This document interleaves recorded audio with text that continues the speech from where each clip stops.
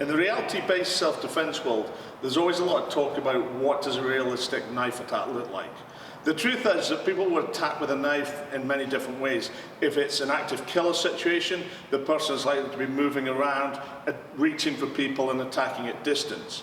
If it's more of that individual singled out victim type of situation, one of the things that's common in most of those situations is the use of this arm, which might be grabbing me.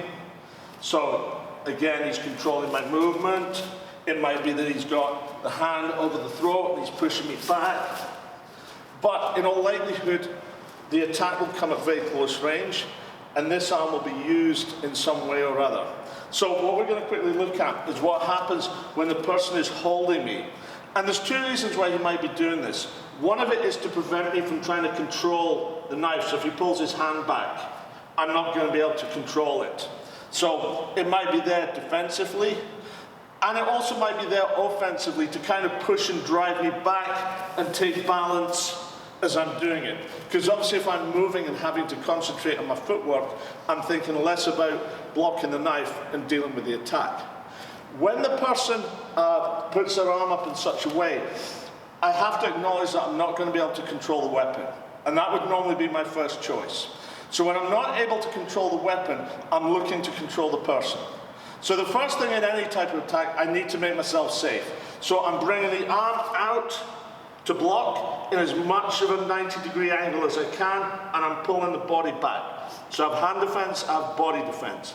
Now if the arm wasn't here, I would follow back with the recoil and control. But with the arm there, I don't have this option. So what I'm going to do is bring this hand up, and I'll show it from the other side in a minute, to control the arm.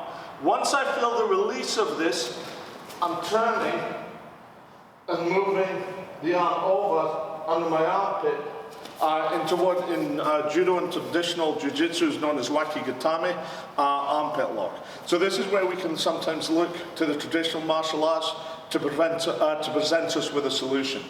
So I'm here, I block, and I turn. Now, if we do it with a little bit of movement, because in all likelihood, my attacker is going to be driving me back, you'll start to see that when I get that turn, I'll actually move and separate off. So this now, again, it doesn't solve the situation entirely, but now I'm at least dealing with a knife attacker who hasn't got control of me. And sometimes all you can do in a situation is better it slightly so that you stand a better chance of dealing with the next attack. So now if we have Nick moving me back, so you're driving me backward, boom, and now I have a disengagement opportunity. If I need to control him, and this isn't ideal, I'll use that momentum to take him to ground. So we'll do it a little bit slow because I don't want to put pressure on the arm, but you'll see what I mean. So I'm here, blocking, turning, and down. Straight away, I'm now up, and I'm away.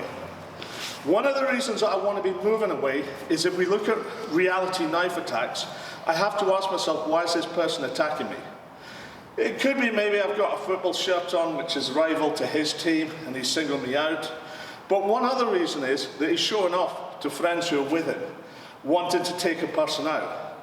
So I can't stay on the ground with him. As soon as I get him there, I have to be up. So this is one way that we can use Waki-Gatamae, a traditional martial arts technique, to deal with a situation where the person is controlling us, preventing us getting to the knife, and basically continuing to move us with repeated stabs.